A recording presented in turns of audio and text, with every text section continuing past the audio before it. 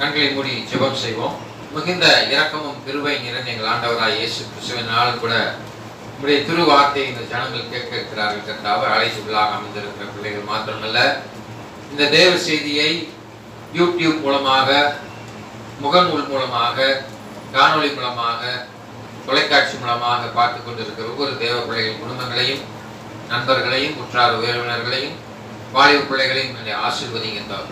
தேவ செய்தி அவர்களுக்கு மிகுந்த பிரயோஜனமும் ஆசீர்வாதமாய் இருக்கும்படி வேண்டிக் கொள்கிறேன் இயேசுவின் நாமத்தில் பிதாவே, ஆமென். அல்லேலூயா. கர்த்தருடைய பரிசுத்த நாமத்திற்கே மகிமை உண்டாவதாக. ஆண்டவராய் இயேசு கிறிஸ்து நாமத்தினாலே உங்களுக்கு வாழ்த்துதல்களையும் ஆசீர்வாதத்தையும் நான் இந்த வேளையிலே நான் தெரிவித்துக் கொள்கிறேன். இதனாலே நாம் தியானிக்க இருக்கிற தேவ செய்தி பாவ சோதனை. விசுவாசிக்கு ஏற்படுகிற பாவ சோதனை.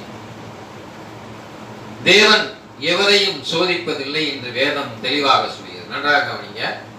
தேவன் எவரையும் சோதிப்பதில்லை, ஆனால் அவர் சோதனைக்கு அனுமதி வழங்குகிறார் என்று சொல்லப்பட்டது. அனுமதி வழங்குவதுண்டு. யாருக்கு வழங்கினாரு? யோபுவுக்கு இயேசு கிறிஸ்து பிசாசிடத்திலே யோபுவை சோதிக்கும்படியாக அனுமதி வழங்கினார். அதை போல அன்பான தேவ பிள்ளைகளே, உங்களுடைய வாழ்க்கையிலும் ஆண்டவராகிய இயேசு கிறிஸ்து அனுமதி வழங்குகிறார். என்ன அனுமதி? பாவ சோதனையிலே விசுவாசிகள் எவ்வாறு நிலைத்திருக்கிறார்கள் என்று அவர் என்ன செய்கிறாராம்? அனுமதி. சோதனையின் தோற்றம் எப்படி சோதனை நம்மளுக்கு தோணுது அப்படின்னு பார்த்தீங்கன்னா, சாத்தான் நம்மளுக்கு என்ன செய்வான்? சோதனையை கொண்டு வருவான். சோதனையை கொண்டு வர்றதுக்கு யார் முதலாக இருப்பான்? சாத்தான்.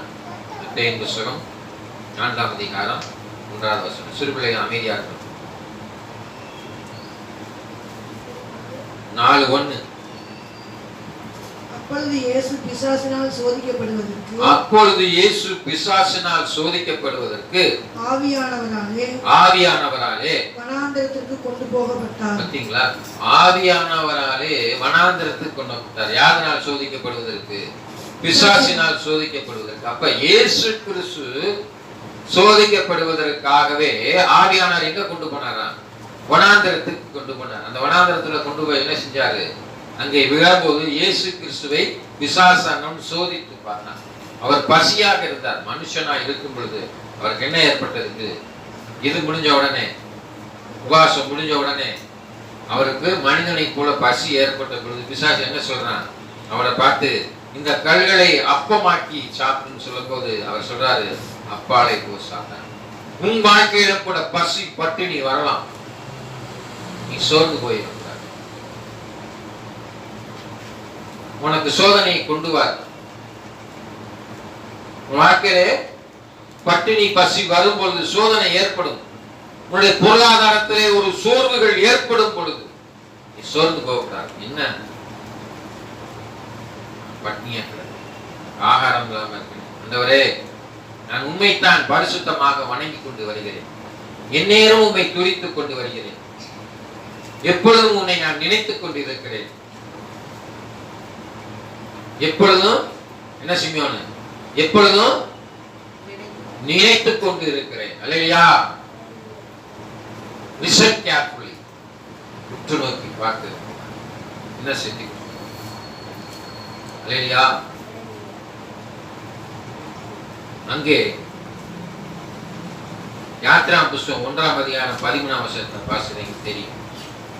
தேவன் எவரையும் சோதிப்பதில்லை என்று தெளிவாக சொல்லியிருக்கிறார். யாத்திராம் புஸ்தகம் 1ஆம் அதிகாரம் 13வது வசனத்தை வாசிப்பார். அவர் அனுமதி வழங்குவதுண்டு, அவர் எவரையும் சோதிப்பதில்லை. அல்லேலூயா. யாத்திராம் புஸ்தகம் 1ஆம் அதிகாரம் 13வது வசனம். எகிப்தியர் இஸ்ரவேல் புத்திரரை கொடுமையாய் வேலை வாங்கினார். எகிப்தியர் இஸ்ரவேல் புத்திரரை கொடுமையாக வேலை. அது ஒரு சோதனை. அவர்களுக்கு அந்த சிறையிருப்பில் இருந்து விடுதலை அடைவதற்கான நேரம் வருவதற்கு என்ன செஞ்சாங்க? கொடுமையாக என்ன செஞ்சுக்கிட்டு இருக்கு? வேலை பார்த்துக்கிட்டு இருக்காங்க. அவன் அடிக்கிறாங்க, துன்பப்படுத்துறாங்க எகிப்தியர் இல்லையா? அது ஒரு சோதனை தாங்கிக் கொள்ள முடியாது. சோதனை வழங்கப்பட்டது. அதே யோபு புத்தகம் 1ஆம் அதிகாரம் 12வது வசனத்தை வாசி பார்த்தீங்கன்னா தெரியும். யோபு 1:12 சொல்லியிருக்கிறார். யோபு 1ஆம் அதிகாரம் 12வது கர்த்தர் சாத்தானை நோக்கி, கர்த்தர் சாத்தானை நோக்கி, இதோ அவனுக்கு உண்டானவை எல்லாம், இதோ அவனுக்கு உண்டான எல்லாம் உன் கையில் இருக்கிறது, உன் கையில் இருக்கிறது, அவன் மேல் மாத்திரம் உன் கையை நீட்டாதே, அவன் மேல் மாத்திரம் உன் கையை நீட்டாதே. அல்லேலூயா. யோபுட்ட சொல்றார், யோபு சாத்தான்ட்ட சொல்றார். என்ன சொல்றாரு? அவனுக்கு உண்டான எல்லாவற்றிலும் உன் கையில் இருக்கிறது. ஆஸ்தி, அந்தஸ்து, உலகத்துல இருக்கிற பொருள் எல்லாம் உன் கையில இருக்கு. ஆனா அவன் மேல் மாத்திரம் உன் கையை நீட்டாதே. அவன் மேல் மாத்திரம் உன் கையை. Praise Father. ஆண்டவர் சொல்றார், அவன் அனுமதி கொடுக்கிறார். யோபுவை போல ஒரு உத்தமன் இந்த உலகத்தில் பிறந்ததும் இல்லை, இனி பிறப்பதும் இல்லை. அல்லேலூயா. பிறக்க போவதும் இல்லை என்று சொல்லியிருக்கிறார். நீ பிறக்க யோபுக்கு சோதனை உங்க வாழ்க்கையில வரலாம், உங்க வாழ்க்கையில வரணும், சோதிக்கப்பட வேண்டும். நீங்கள் இப்படி சோதிக்கப்பட்டால்தான் என்ன செய்யப்படுகிறோம்? புடமிடப்படுகிறோம். உங்களுக்கு சோதனை வருதுன்னா அது நம்ம வாழ்க்கையில வெற்றி சிறப்பதற்காக. இல்லையா? எதுக்கு வருது? நம்ம வெற்றி அடையப்படியா. அதே யோபு புத்தகம் 2:6 பார்த்தீங்கன்னா தெரியும். யோபு புத்தகம் 2ஆம் அதிகாரம் 6வது வசனம். அப்பொழுது கர்த்தர் சாத்தானை நோக்கி, அப்பொழுது கர்த்தர் சாத்தானை நோக்கி, இதோ அவன் உன் கையில் இருக்கிறான், இதோ அவன் உன் கையிலே இருக்கிறான், ஆகிலும் அவன் பிராணனை மாத்திரம் தப்பவிடு என்றார். தப்பவிடு. அவன் ஜீவனை எடுக்கிறதுக்கு உனக்கு முடியாது, எடுக்க கூடாது. நீ எதனால செஞ்சு கொண்ட? அதனால he is giving the permission. உங்க வாழ்க்கையில் என் வாழ்க்கையில் ஆண்டவராகிய இயேசு கிறிஸ்து அனுமதி கொடுத்தார். இந்நாள் வரைக்கும் உனக்கு வர போராட்டம் கொடுத்த அனுமதி. நீ நல்லா இருக்கணும், நீ ஆண்டவரை இறுகி பற்றிக் கொள்ள வேண்டும் என்பதற்காகவே அவர் என்ன செஞ்சிருக்கிறாரு? அனுமதி வழங்கியிருக்கிறார். அல்லேலூயா. அங்கே வேத புத்தகத்துல தெளிவா சொல்லியிருக்கு, உன் வாழ்க்கையில மாமிசத்துல போராட்டம் வரும், சோதனை வரும். எதுல வரும்? மாமிசத்துல. மாமிசம் ஆவிக்கு விரோதமாக, ஆவி மாமிசத்துக்கு விரோதமாகவும் போராடும் சொல்லி இருக்குது. அல்லேலூயா. அங்கே பாருங்க, யாக்கோபின் புத்தகம் 1ஆம் அதிகாரம் 14வது வசனம். அவனவன் தன் சுய இச்சையினாலே இழுக்கப்பட்டு, அவனவன் தன் சுய இச்சையினாலே இழுக்கப்பட்டு சிக்குண்டு சோதிக்கப்படுகிறான். சிக்குண்டு சோதிக்கப்படுகிறான். சுய இச்சை இது நம்ம மாமிசத்தினுடைய சுய இச்சையினாலே சிக்குண்டு சோதிக்கப்படுகிறான்.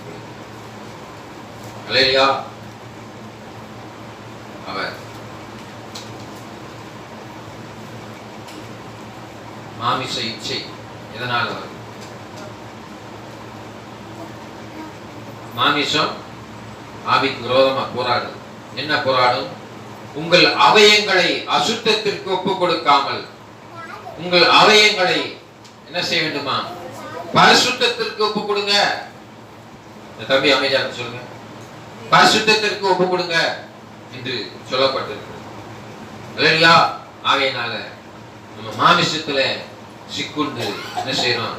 சோதனையில மாட்டிக்கொள்கிறோம். லஸ்ட். அல்லேலூயா. மாமிச பலவீனத்துல என்ன செஞ்சிடறோம்? பாவம் செஞ்சோம். அப்படி பாவம் செய்யக்கூடாது. கேட்டா மைண்ட் ரிலாக்ஸேஷன், உடம்பெல்லாம் வலிக்கும், அதனால் நான் குடிச்சேன். இல்லையா?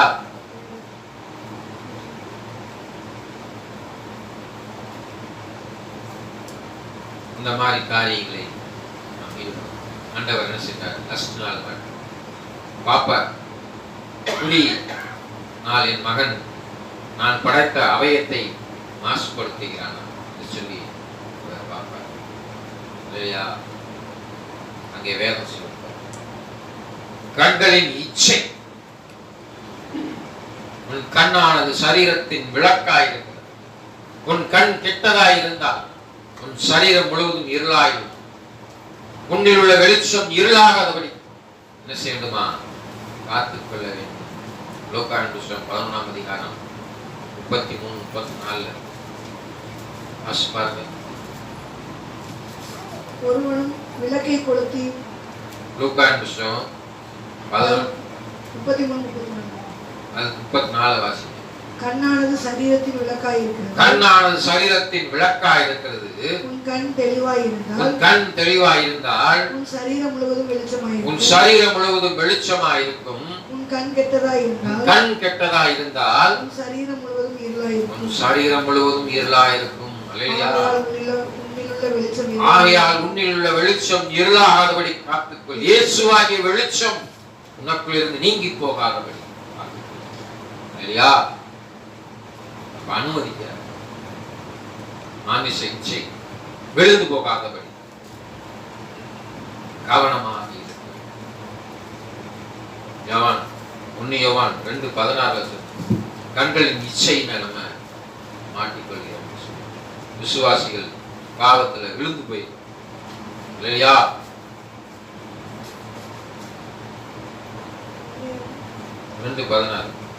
ஏனெனில்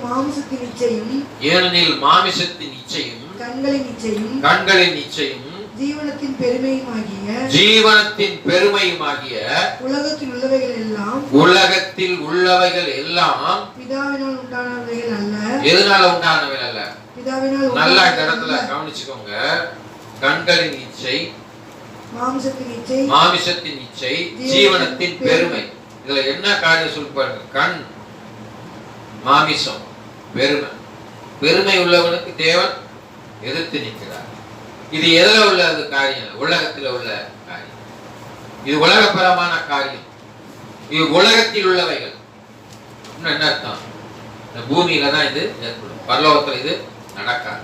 ஆணுடைய இல்லத்துல இது நடக்குமா? நடக்காது. கையினால் கட்டப்படாத வீட்டை ஆயத்தப்படுத்தி வைத்திருக்கிறார். அல்லேலூயா. நித்திய வாழ்வின் வாழ்விலே எப்பொழுதும் ஆண்டவரை துதித்துக் கொண்டு சந்தோஷத்தோடு பசியின்றி இப்பொழுது என்ன சந்தோஷமா சமாதானத்தில். ஆனால் இங்கே உலகத்தின் பெருமை, ஜீவனத்தின் பெருமை என்று சொல்லக்கூடிய இப்படிப்பட்ட காரியங்களே விசுவாசிகள் சிக்குண்டு போகாதபடி நம்மளை காத்துக்கொள்ள வேண்டும். பார்க்கிறார். விபச்சாரம் செய்யாதிருப்பாயாக, கொலை செய்யாதிருப்பாயாக, பெருமை கொள்ளாதிருப்பாயாக. எனக்குத்தான் தனக்குத்தான் எல்லாம் தெரிகின்ற பெருமையின் ஆவி, என்னிடத்தில் அதிக பணம் இருக்கிறது என்ற பெருமையின் ஆவி, இப்படிப்பட்ட காரியத்தில் இருந்து என்ன செய்யணும்? விலகிக் கொள்ள. விழுந்து போகக்கூடாது. அப்படிப்பட்ட பாவத்தில் விழுந்து போகக்கூடாது. ஆண்டவர் பார்த்துட்டே இருப்பார். உங்களுடைய பிள்ளை பாதையில போயிட்டு இருக்கீங்க, ஒரு குழி இருந்துச்சுன்னா அந்த பிள்ளை அந்த குழிக்குள்ள விழுவதற்கு அனுமதிப்பீங்களா? அதை போல ஆண்டவர் என்ன செய்றாரு? விழுந்து போகாதபடி, பாவத்தில் விழுந்து போகக்கூடாதுன்னு நினைப்பார். ஆனால் நீ அதிலிருந்து தப்பித்துக்குள்ளான போக்கை வைத்திருக்கிறார். அந்த போக்கை அறிந்து கொள்ள வேண்டும். அந்த சோதனையிலிருந்து தப்பித்துக்குள்ளான போக்கை வைத்திருக்கிறார். You have to know the way because Jesus is the way. இயேசுவே வழியாக இருக்கிறார். Righteousness. இல்லையா?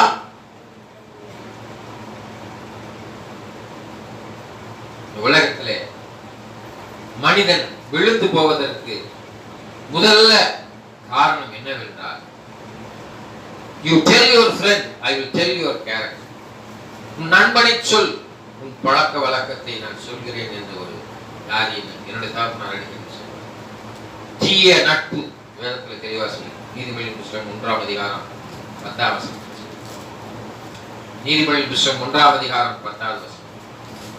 என் மகனே, பாவிகள் உனக்கு நயங்காட்டினாலும் நீ சம்மதியாதே. என் மகனே, பாவிகள் உனக்கு நயங்காட்டினாலும் நீ சம்மதியாதே.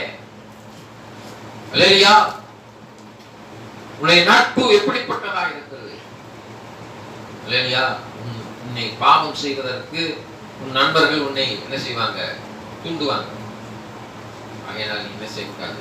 நியாயம் பார்க்க கூடாது. அவர் அனுமதிப்பார். இப்படிப்பட்ட காரியங்களில் நான் பாவம் விழுந்து போகாதபடி விசுவாசிகள் என்ன செய்யணும்? கலப்பட்டு திறன் கொண்டு யாரோட சொல்லியிருக்கிறாரு? பரியாசக்காரர் உட்காரும் இடத்தில் உட்காராமலும், பாவிகள் நில்லும் இடத்தில் நிற்காமலும், இரவும் பகலும் நேரத்திலே தியானமாய் இருக்கிற மனுஷன் பாக்கியவான். He is a blessed man. Hallelujah.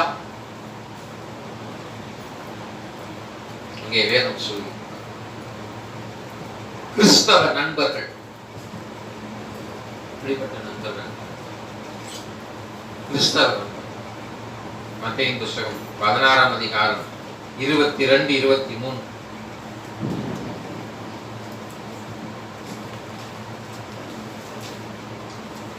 அப்பொழுது பேதுரு 16ஆம் அதிகாரம் மத்தேயு 16, 22, 23. அப்பொழுது பேதுரு அவரை தனியாய் அழைத்துக் கொண்டு போய் ஆண்டவரே, இது உமக்கு நேரிடக்கூடாதே, இது உமக்கு இது உமக்கு சம்பவிப்பதில்லை, இது உமக்கு சம்பவிப்பதில்லை என்று அவரை கடிந்து கொள்ள தொடங்கினார். அவரோ திரும்பி பேதுருவை பார்த்து எனக்கு பின்னாக போ சாத்தானே, நீ எனக்கு இடரலாய் இருக்கிறாய். தேவனுக்கு ஏற்றவைகளை சிந்தியாமல் மனுஷருக்கு ஏற்றவைகளை சிந்திக்கிறாய். நீ கிறிஸ்தவன் அப்படித்தான் இருக்க. தேவனுக்கு ஏற்றவைகளை சிந்திக்க மாட்டேங்கிறான், மனுஷருக்கு ஏற்றவைகளை சிந்தித்துக் கொண்டு இருக்கிறான். அதனாலதான் ஆண்டவர் என்ன சொல்லி பேதுருவை பார்த்து, போ, அப்பாலே போ சாத்தானே, நீ எனக்கு இடரலாக இருக்கிறாய். தெளிவாக சொல்லி, இதான் சோதனையுடைய தோற்றம், பர்த் பிளேஸ். நம்ம சொன்ன காரியம் சோதனை தோற்ற மூலங்கள் என்று சொல்லப்பட்டது. என்னென்ன? சாத்தான், மாமிசம், கண்களின் இச்சை, ஜீவனத்தின் பெருமை, தீய நட்பு, இப்படிப்பட்ட காரியங்களை நாம் என்ன செஞ்சிருக்கு? பாவத்துக்கு விழுவதற்கான இடமாக அமைந்து அதை விட்டு நாம் என்ன சொல்லி விலகி. There is a limit. சோதனையின் எல்லை இருக்கிறது. 1 கொரிந்தியர் புத்தகம் 10ஆம் அதிகாரம் 13ஆம் வசனத்தில். ஆனால் அதற்கு முன்பாக இன்னொரு காரியம் சொல்லுவோம். சோதனையின் காரணங்கள் சில. எதுக்கு சோதனை? The reason for the sin. ஆண்டவராகிய இயேசு கிறிஸ்து என்ன செய்வார்? உன்னையும் என்னையும் விசுவாசிகளை பரிசோதிப்பார் சொல்லி. இயேசுவை பிசாசு பரிசோதிப்பார், யோபுவை பரிசோதிப்பார். அதே போல விசுவாச பரிசோதனை ஏற்படும் வாழ்க்கையில். விசுவாசம் எப்படிப்பட்டதா இருக்கு? யாக்கோபு புத்தகம் 1ஆம் அதிகாரம் 2:3 சொல்லி. யாக்கோபு புத்தகம், என் சகோதரரே, நீங்கள் பலவிதமான சோதனைகளில் அகப்படும் போது, என் சகோதரரை, இதை பார்த்துக் கொண்டிருக்கிற அன்பான தேவ ஜனங்களே, இந்த தேவ செய்தியை கேட்டுக் கொண்டிருக்கிற அன்பான தேவ பிள்ளைகளே, ஆலயத்துக்குள்ளாக அமர்ந்து இந்த தேவ செய்தியை கேட்டுக் கொண்டிருக்கிற அன்பான விசுவாசிகளே, சொல்றார் என்ன சொல்றாரு? நீங்கள் பலவிதமான சோதனைகளிலே அகப்படும் பொழுது உங்கள் விசுவாசத்தின் பரீட்சையானது பொறுமையை உண்டாக்கும் என்று அறிந்து. இயேசு கிறிஸ்து தேவ சித்தத்தை செய்வதற்காக இந்த உலகத்திற்கு வந்தார். அவரை அடித்து காரி துப்பிய பொழுதும், அறைந்த பொழுதும், அவரை அடித்த பொழுதும், கொட்டிய பொழுதும், சிலுவையில் அறைந்த போலும் அவர் பொறுமையை உண்டாக்கும் என்று அறிந்து அதை மிகுந்த சந்தோஷமாக எண்ணுங்கள். எதை மிகுந்த சந்தோஷமாக எண்ணுங்க? ஆரம்பத்தில் சொல்லிட்டு பாருங்க, என்ன சொல்லிருக்கு? உங்கள் விசுவாசத்தின் பரீட்சையானது பொறுமையை உண்டாக்கும் என்று அறிந்து. பொறுமை கடலிலும் பெரிது என்று சொல்லி, பொறுத்தார் பூமி ஆழ்வார் சொல்லி. அல்லேலூயா.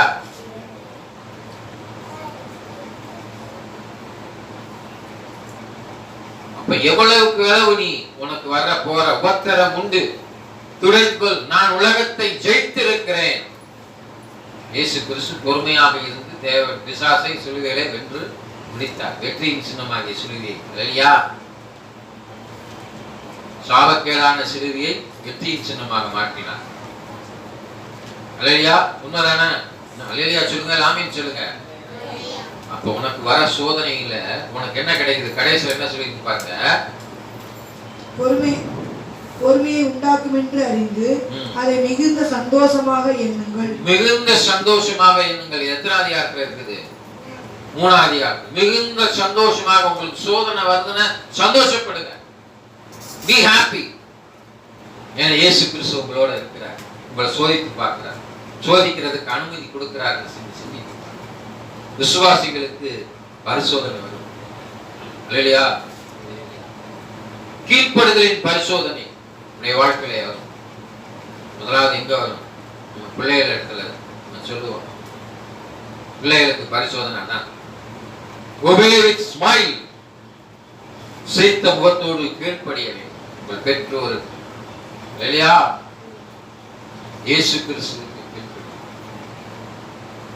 முதலாவது இங்கே வேதம் சொல்லுது, ஆதியாகம புத்தகம் 22ஆம் அதிகாரம் 1ஆம் வசனம், கீழ்ப்படிதலின் பரிசோதனை என்று தெளிவாக சொல்லியிருக்கிறது, இல்லையா? இந்த காரியங்கள் நடந்த பின்பு தேவன் ஆபிரகாமை சோதித்தார். எப்படியெனில் அவர் அவனை நோக்கி ஆபிரகாமே என்றார். அவன் இதோ அடியேன் இருக்கிறேன்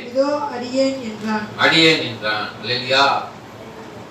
அங்கே 22:1 என்ன சொல்லிச்சு?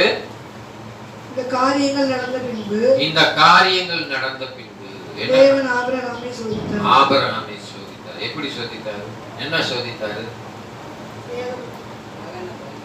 மகனை பலி கொடுக்கும்படியாக, இல்லையா, கீழ்ப்படிந்தார். சாமுவேல் கூட அங்க சொல்றார், சொல்லும்படியே கேட்கிறேன், அதை போல அவர் கீழ்ப்படிந்தார். சொல்லுங்க ஆண்டவரே, என்ன செய்யணும்? நீங்க எத்தனை பிள்ளைகள் கீழ்ப்படி? உங்களுடைய பெற்றோருக்கு நீங்க கீழ்ப்படுகிறீர்களா? உங்களுடைய ஆசிரியர்களுக்கு நீங்கள் கீழ்ப்படுகிறீர்களா? உங்களுடைய போதகருக்கு நீங்கள் கீழ்ப்படுகிறீர்களா? இல்லையா? கீழ்ப்படிதல் தான் உங்களுடைய ஒழுக்கத்திற்கு முதலாவது ஒரு அடித்தளமாக இருக்கு. சிரித்த முகத்துடன் நீங்கள் கீழ்ப்படுவீர்களானால் உங்கள் வாழ்க்கையிலே நீங்கள் ஏறுகிற படியிலே மிகவும் எளிதாக ஏற முடியும். ஆகையினாலே கீழ்ப்படுதலின் பரிசோதனை உனக்கு வாழ்க்கையில ஏற்படும், நிச்சயமா உண்டாகும்.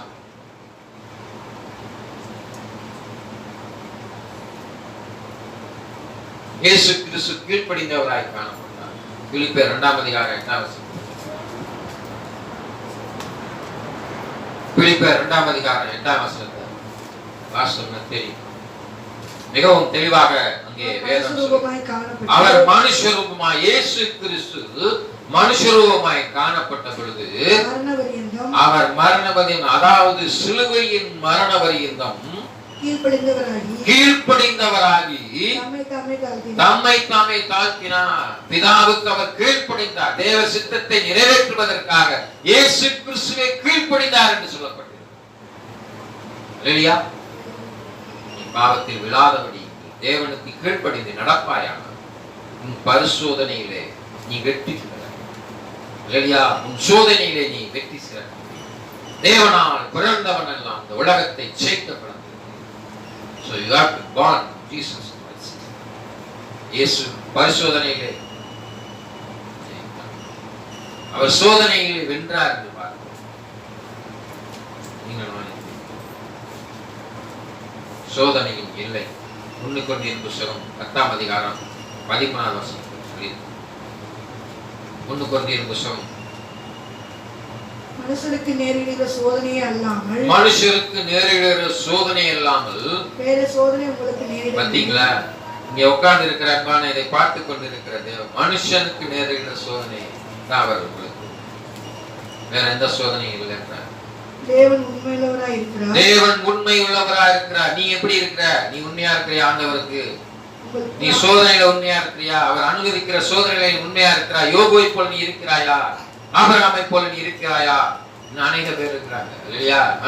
உங்கள் திராணிக்கு மேலாக நீங்கள் உங்கள் திராணிக்கு மேலாக நீங்கள் சோதிக்கப்படுவதற்கு அவர் இடம் கொடுக்க மாட்டார். நீ எவ்வளவு தாங்கிக் கொள்ள முடியும்னு அவருக்கு தெரியும். அதுக்கு தான் அவர் இடம் கொடுப்பார். சோதனையை தாங்கத்தக்கதாக, அதை தாங்கத்தக்கதாக உனக்கு ஏற்படுகிற சோதனையை நீ தாங்கிக் கொள்ள முடியும் என்பதை அவர் அறிந்து அந்த சோதனையை அனுமதிக்கிறாரு. சோதனையோடு கூட அது மாத்திரமல்ல, அதனோடு கூட அதிலிருந்து நீ எப்படி தப்பித்துக் கொள்ளும் என்ற போக்கையும் அவர் வைத்திருக்கிறார். You have to know the way. என்ன வழி? இயேசுவே வழியாக. சோதனையிலிருந்து தப்பித்துக் கொள்ள ஒரே வழி இயேசு. You can win this world and you can win the eternal life. நானே வழியும் சத்தியமும் ஜீவனுமாய் இருக்கிறேன், என்னை அல்லாமல் ஒருவனும் பிதாவிடத்தில் வரான் என்று யோவான் 14:6 சொல்லப்பட்டிருக்கிறது. போக்கை வைத்திருக்கிறார். போக்கை நீ அறிந்து கொள்ள வேண்டும். Praise Jesus. சோதனையின் முறைகள் எளிமை, ரொம்ப எளிமையா இருக்கணும் என்கிறார் இயேசு கிறிஸ்து. இந்த உலகத்திற்கு, உலகத்தின் அதிபதியாகிய பிசாசை வெல்லும்படியாக இயேசு ராஜா அந்த உலகத்திலே ஏழை கோலமாக அவதரித்தார். எளிமையாக இருந்தார். கடவுள் என்ன இருந்தாரு? எளிமையாக இருந்தார். சோதனையின் முறைகளை நீதிமன்ற புத்தகம் 30:1 சொல்லி 30:9 சொல்லியிருப்பார். எளிமை, செழிப்பு, 2 சொல்லுங்க.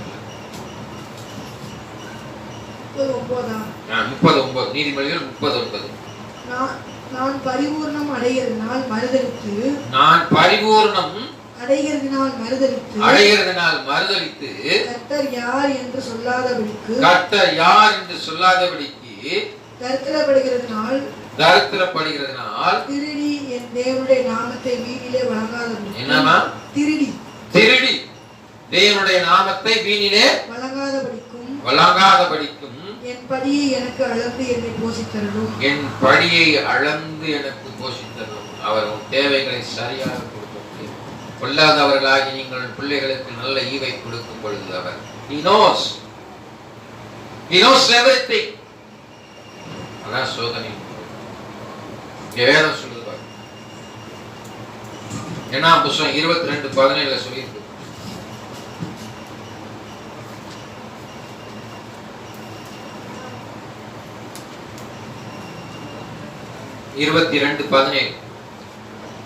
என்னாகமோ 22:17 வாசித்து பாருங்க.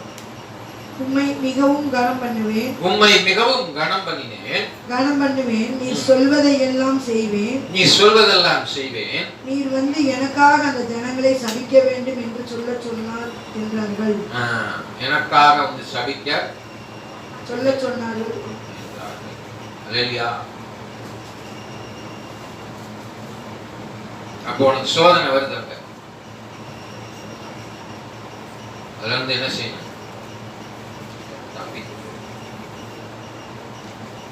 உனக்கு சோர்வுகள்ல வந்து உண்டு பண்ணும் பிசாசு. 42:11 பாரு. சங்கீதம் 42:11.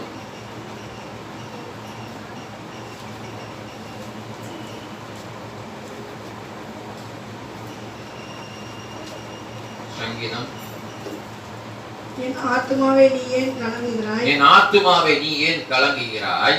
ஏன் எனக்குள் தேங்குகிறாய்? தேவனை நோக்கி காத்திரு. என் முகத்திற்கு இரட்சிப்பும் என் தேவனுமாய் இருக்கிறவரை நான் இன்னும் துதிப்பேன். ரொம்ப அழகான ஒரு வசனம். என் ஆத்துமாவை ஏன் கலங்குகிறாய்? ஏன் தேங்குகிறாய்? தேவனை நோக்கி பார்க்கிறீங்களா? பார்த்து கொண்டு வருகிறீங்களா? உங்களுக்கு சோர்வு வரும்போது என்ன செஞ்சிடறீங்க? ஆண்டவரை தேடுறீங்க. கர்த்தரை தேடுவோருக்கு ஒரு நன்மையும் குறைவும் வராது. எப்படி இருப்பீங்க? சிந்தித்து பாருங்க. சோதனையின் விளைவு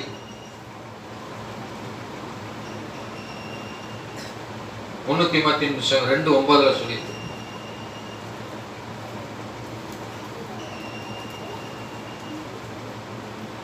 விழுந்தால் பாவம், பிரதிபலனின் இழப்பு. 1 தீமோத்தேயு 6:9.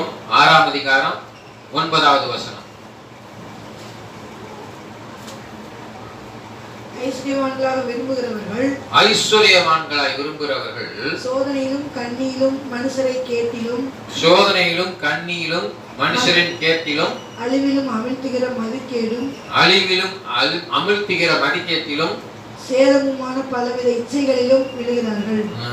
சேதமான பல இச்சைகளே. எதை விரும்புகிறவர்கள்? ஐஸ்வரியவான்களாக விரும்புகிறவர்கள். பண ஆசை தீமைக்கு. இப்ப இந்த தீமையெல்லாம் வந்துட்டுதா ஐஸ்வர்யமா இருக்குன்னு நினைச்சோம்னா, அதனாலதான் ஆண்டவர் சொல்றார், 2 இருந்தா அவனுக்கு கொடு. சோதனை வர்றது பிரச்சனை, பிரதிபலன் இல்லையா மாறிடும்.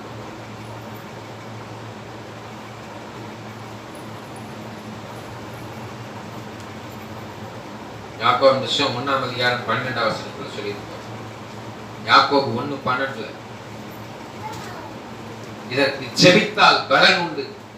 சோதனையை சகிக்கிற மனுஷன் பாக்கியவான். சோதனையை சகிக்கிற மனுஷன் பாக்கியவான். அவன் உத்தமன் என்று விளங்கின பின்பு கர்த்தர் தம்மிடத்தில் அன்பு கூறுகிறவர்களுக்கு வாக்குத்தத்தம் பண்ணின ஜீவ கிரீடத்தை கொடுக்கிறாயா? அல்லேலூயா, அல்லேலூயா சொல்லுங்க. அல்லேலூயா. ஜீவ கிரீடத்தை பெற வேண்டும் என்றால் நீ என்ன செய்ய வேண்டும்? சோதனையுடைய விளைவு என்ன? பிரதிபலன் என்ன? என்ன சொல்லியிருக்கு வசனத்துல? ஆரம்பத்துல என்ன சொல்லியிருப்பாரு? சோதனையை சகிக்கிற மனுஷன் பாக்கியவான். உனக்கு போராட்டம் வர்றதா சகித்துக் கொள்ள, தாங்கிக் கொள்ள, விழுந்து போகக்கூடாது. அப்படி சகிச்சுக்கிட்டேன்னு உனக்கு ஆண்டவர் வாக்குத்தத்தம் பண்ணியிருக்கிறார். என்ன வாக்குத்தத்தம் பண்ணியிருக்கிறாரு? ஜீவ கிரீடத்தை தருவேன். கிரவுன், விலைமதிக்க முடியாத ஜீவ கிரீடத்தை. வெளிப்படுத்த சுவிசேஷம் 12:1 பாருங்க. வெளிப்படுத்த சுவிசேஷம் 12:11 பாருங்க. 12:11 மரணம் நேரிடுகிறதா இருந்தாலும் அதற்கு தப்பும்படி தங்கள் ஜீவனையும் பாராமல் ஆட்டுக்குட்டியின் இரத்தத்தினாலும் தங்கள் சாட்சியின் வசனத்தினாலும் அவனை ஜெயித்தார்கள். அவனை யார் ஜெயித்தார்கள்? பிசாசை ஜெயித்தார்கள். சத்தியத்தை அறிவீர்கள், சத்தியம் உங்களை விடுதலையாக்கும். மரணமே உனக்கு வர என்னுடைய வார்த்தை இல்லையா? ஒவ்வொரு நாள் ஆண்டவர் சமூகம் உனக்கு முன்னும் பின்னுமா செல்லுது. ஒவ்வொரு நாள் ஆண்டவர் உன் சுவாச காற்றை கூட்டி கொடுத்திருக்கிறார். அல்லேலூயா.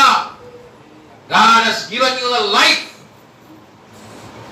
ஆயுசு நாட்களை கூட்டி நன்றி சொல். சோதனையின் வெற்றி உறுதி. வாழ்க்கையில சோதனை வருதுன்னா உனக்கு வெற்றி உறுதி. தேவனால் பிறந்திருக்கிற நீ இந்த உலகத்தை ஜெயிக்க பிறந்திருக்கிறார். உனக்கு பாராட்டம் வருது, கஷ்டம் வருதுனால விழுந்து போகாத. சொன்ன காரியங்களிலே, மாமிச இச்சைகளிலே, கண்களின் இச்சைகளிலே, ஜீவனத்தின் பெருமையிலே, தீய நட்புகளோடு என்ன செய்யக்கூடாது? பழக்க வழக்கங்களை வைத்துக் கொள்வாயானால் நீ விழுந்து போகாது. விழுந்து போகாதபடி உன்னை காத்துக்கொள்ள வேண்டும். வேதம் சொல்லி 1 கொரிந்தியர் புத்தகம் 10:13 சொல்லியிருப்பார். வாஸ்தவம்ல 1 கொரிந்தியர் புத்தகம் 10:13 என்ன சொல்லியிருப்பார்? மனுஷருக்கு நேரிடுகிற சோதனை இருக்கு. அதை தப்பித்துக் கொள்ள போக்கை வைத்திருக்கிறார். நீ அதை தாங்கிக் கொள்ளாங்க எல்லாவற்றையும் வைத்திருக்கிறார். சோ தப்பித்துக் கொள்ள தயாரா. அங்கே வேதவசனம் சொல்லுது பாருங்க. வெளிப்படுத்த சுவிசேஷம் 3:10 தேவனின் உண்மைத்துவம் விளங்கும். ஆண்டவர் உன்னோட இருக்கிறார். நான் உன்னை விட்டு விலகுவதும் இல்லை, நான் உன்னை கைவிடுவதும் இல்லை என்று சொல்லியிருக்கிறார். ஆண்டவருடைய உண்மைத்துவம் அங்கே வெளிப்படுத்த சுவிசேஷம் 3:10 விளங்குது பாருங்க. என் பொறுமையை குறித்து சொல்லிய வசனத்தை நீ காத்து கொண்டபடியினால் யாரு? நீனு நான் இதை பார்த்துக் கொண்டிருக்கிற அன்பான தேவ ஜனங்களே, நீங்க அதை காத்து கொண்டபடினால், எதை காத்து கொண்டபடினால்? அவர் பொறுமையின் வசனத்தை சொன்னதை நீயும் நானும் கடைபிடித்து காத்து கொண்டதினாலே பூமியில் குடியிருக்கிறவர்களை சோதிக்கும்படியாக பூச்சக்கரத்தின் மேலெங்கும் வரப்போகிற சோதனை காலத்திற்கு நல்லா தெரிஞ்சுக்கோங்க, நீங்க ஃபேஸ் பண்ணக்கூடிய வரப்போகிற சோதனை காலத்திற்கு தப்பும்படி நானும் உன்னை காப்பேன். வாக்கு அளிக்கிறார், நானும் உன்னை காப்பேன். I will protect you. வரப்போகிற பூச்சக்கரத்தின் சோதனைக்கு உன்னை நான் என்ன செய்வேன்? காத்துக் கொள்வேன். Be aware. கவனமாக, பத்திரமாக கிறிஸ்துவுக்குள்ளாக கிறிஸ்துவின் பலம் கொண்டிருங்க. தேவ வசனத்தை சரியாக நீ பயன்படுத்துவதனாலே, உன் வாழ்க்கையை வேத வசனத்தை நீ சரியாக வாசித்து அதை நீ உன் வாழ்க்கையை நடைமுறைப்படுத்துவதனாலே நீ தப்பித்துக் கொள்ள.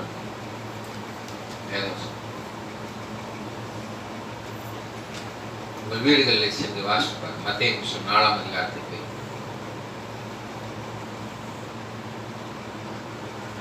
வேத வசனத்தை சரியாக நீ பயன்படுத்துவதனாலே சோதனைகளை நீ வெட்டி சிறக்க முடியும். அதை 4ஆம் அதிகாரம் வீடுகளில் சென்று முழுமையாக வாசிப்பார்.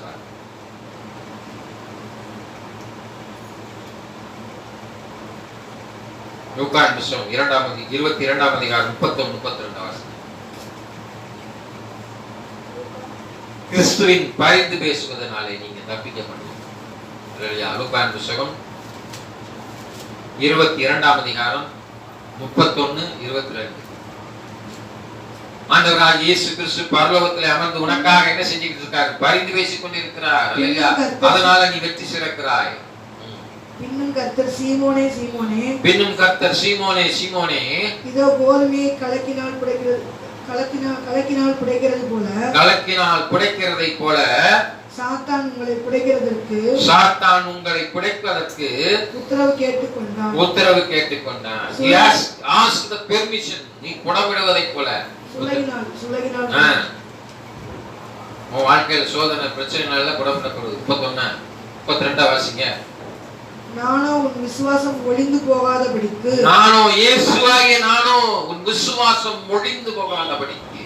உனக்காக வேண்டிக் கொண்டேன். பாத்தீங்களா? உனக்காக வேண்டிக் கொள்றார். என்ன வேண்டிக் கொள்றாரு? என் பிள்ளை விழுந்து போகக்கூடாது, என் பிள்ளை சோதனையிலே தோற்று போகக்கூடாது என்று சொல்லி உனக்காக பரிந்து பேசிக் கொண்டிருக்கிறார். இல்லையா? விழுந்து போக வேண்டிக் கொண்டு நீ குணப்பட்ட பின்பு உன் சகோதரரை ஸ்திரப்படுத்து என்றார். நீ பெற்ற இயேசு கிறிஸ்துவின் அன்பை பிறருக்கு பகிர்ந்து கொடு. நீ பெறப்போகிற நித்திய வாழ்வினுடைய வழியை பிறருக்கு அறிவித்துக் கொள். அல்லேலூயா.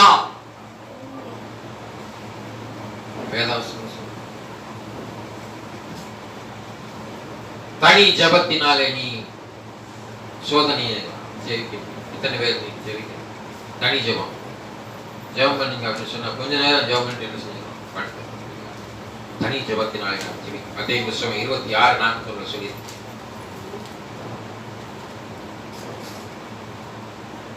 நீங்கள் சோதனைக்கு உட்படாதபடி விழித்திருந்து ஜெபம் பண்ணுங்கள். ஆவி உற்சாகம் உள்ளது. உனக்குள்ளாக இருக்கிற ஆவி உற்சாகம் உள்ளது. மாமிசமோ பலவீனமா தூங்குன்னு சொல்லிடும். சோம்பை இன்னும் கொஞ்சம் தன் கையை முடக்கி தூங்கட்டும் என்று சொல்லத்தான் செய்யும். மாமிசம் பலவீனமாயிருக்கும், ஆவியோ உற்சாகம் உள்ளது. அதனால உள்ளான மனுஷனுடைய பலப்பட்டு வேரூண்டி முழங்கால் படியிட்டு பரிசுத்தவான்களாய் கூடி என்ன செய்யணுமா? தேவ சமூகத்திலே அறிவிக்கட்டாத அந்த அன்பை அறிந்து கொள்ள அனுகிரகம் செய்ய வேண்டும் என்று சொல்லி வேண்டிக் கொள்ள வேண்டும் என்று வேதம் தெளிவா சொல்லி எபேசியர் 3ஆம் அதிகாரம் 16-19 வரைக்கும் வாசிப்பாங்க. Are you practicing your Christianity? ஜெபந்தான் உன் வாழ்க்கையில கிறிஸ்தவத்தை உனக்கு நடைமுறைப்படுத்தும். இந்த உள்ளான மனுஷன் பலனாய் இருக்க வேண்டும். ஆவியிலே பலப்பட்டு அல்லேலூயா வேரூன்றி முழங்கால் படியிட்டு பரிசுத்தவான்களாய் கூடி செல்லுங்கள். தனித்துவமாக இருந்து நான் உன்னுடனே இருக்கிறேன். 2 தீமோத்தேயு 2:22 சொல்லுவார். சோதனைகளை வெற்றி பெறுவதற்கு உறுதி என்ன சொல்றது பாருங்க. 2 தீமோத்தேயு 2:22 வேகமா வாசிங்க. 22வது வசனம். அன்றியும் பாலியத்துக்குரிய 2 தீமோத்தேயு 2:22 வசனம். அன்றியும் பாலியத்துக்குரிய இச்சைகளுக்கு நீ விலகியோடி. அன்றியும் பாலியத்துக்குரிய, நல்லா கவனிங்க, அன்றியும் பாலியத்துக்குரிய இச்சைகளுக்கு நீ விலகி ஓடி சுத்த இருதயத்தோடு கர்த்தரை தொழுது கொள்ளுகிறவனே, நீதியையும் விசுவாசத்தையும் அன்பையும் சமாதானத்தையும் அடையும்படி நாடு.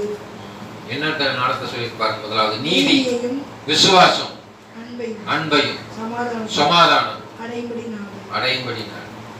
பாலியலுக்குரிய இச்சைகளை விட்டு இன்னைக்கு எல்லாம் நம்ம விழுந்து போயிருக்கோம் இல்லையா? பாலிய இச்சைகள்னால்தான் இன்னைக்கு அநேக பேர் ஆன்மீக வாழ்க்கையில பின்தங்கி போயிருக்காங்க இல்லையா? The lust is overcoming your life. அதற்கு விலகி ஓடு, ஓடு, ஓடு. Run away from the lust. பாலியலுக்குரிய இச்சைகளை விட்டு விலகி ஓடும் பொழுது என்ன கிடைக்கும் பாருங்க. அங்கே எதை நாடி செல்ல வேண்டுமா? நீதியும் விசுவாசத்தையும் அன்பையும் நீதி, விசுவாசம், அன்பு, சமாதானம் அடையும்படி நாடு. 4 காரியம் இல்லையா? அதனால அப்படி நீ நாடும் பொழுது சோதனையில வெற்றி பெற முடியும். யாக்கோபு புத்தகம் 4:7 பாருங்க. யாக்கோபு புத்தகம் 4:7. எதிர்த்து நிற்பதா? எதை எதிர்த்து நிற்பத? சோதனையில எதிர்த்து நிக்கணும். ஆகையால் தேவனுக்கு கீழ்ப்படிந்திருங்கள். ஆகையால் யார் கீழ்ப்படியுமா? தேவனுக்கு கீழ்ப்படிந்திருங்கள். உன்னை படைத்த தேவனுக்கு கீழ்ப்படிந்திருங்கள். பிசாசுக்கு எதிர்த்து நில்லுங்கள். பிசாசுக்கு எதிர்த்து நில்லுங்கள். அப்பொழுது அவன் உங்களை விட்டு ஓடி போவான். நீ தேவனுக்கு கீழ்ப்படிந்து நடந்தேனா, ஆண்டவருடைய வார்த்தைக்கு கீழ்ப்படிந்து நடந்தேனா, உனக்குள்ள இருக்கிற பிசாசு உன்னை விட்டு ஓடி போகும். சோதனையில் நீ என்ன செய்ய முடியும்? யோபை போல ஜெபித்துக்கலாம். ஆனா நீங்க உட்கார்ந்து இருக்கிற நீங்களும் நானும் இன்னைக்கு எப்படி இருக்கிறோம் சிந்தித்து பாருங்கள். பார்த்துக் கொண்டிருக்கிற நீங்களும் சிந்தித்து பாருங்கள். அல்லேலூயா. தேவனால் பிறந்திருக்கிற நாம் இந்த உலகத்தை ஜெயிக்க பிறந்திருக்கிறோம், தோற்று போக அல்ல. நீ எங்க எப்படி பிறந்திருக்கிற சற்று சிந்தித்து பாரு. சோதனையில் வெற்றி பெற்று இருக்கிறாயா, உறுதியோடு இருக்கிறாயா சற்று சிந்தித்து பாரு. 1 கொரிந்தியர் 10:13 வாசித்ததை போல மார்க்கத்தை வைத்திருக்கிறார், ஒரு வழியை வைத்திருக்கிறார். தப்பித்துக் கொள்ளான மார்க்கம் இருப்பதை விசுவாசி அங்கீகரிப்பதா? அல்லேலூயா. ஆகினால தேவன் உண்மை விதத்தினாலும் தேவ வசனத்தின் சரியாக பயன்படுத்துவதனாலும் கிறிஸ்துவின் பேசுவதாலும் பரிசுத்தத்தை பேசுவதாலும் தனி ஜெபத்தாலும் விலகி ஓடுவதாலும் எதிர்த்து நிற்பதாலும் ஆண்டவர் சோதனையிலிருந்து தப்பித்துக் கொண்டு உலகத்தை ஜெயிக்க முடியும். மிகுந்த இரக்கமும் கிருபையும் நிறைந்த ஆண்டவராய் இயேசு கிறிஸ்து நாளிலே இந்த சுமத்திலே நாங்கள் ஆண்டவரை தாழ்மையோடு கேட்கக்கூடிய காரியம் என்னவென்றால், ஆண்டவராய் இயேசு கிறிஸ்து சோதனையை கொடுப்பவர் அல்ல, சோதனைக்கு அனுமதி கொடுக்கக்கூடியவராக இருக்கிறது சொல்லியிருக்கிறோம். சோதனையின் தோற்றங்கள் மூலமாகவும் சோதனையின் காரணங்கள் சில, சோதனையின் எல்லைகள், சோதனையின் முறைகள், சோதனையின் விளைவுகள், சோதனையின் வெற்றி உறுதி என்பதை குறித்து நாங்கள் நாளை தியானித்தோம்.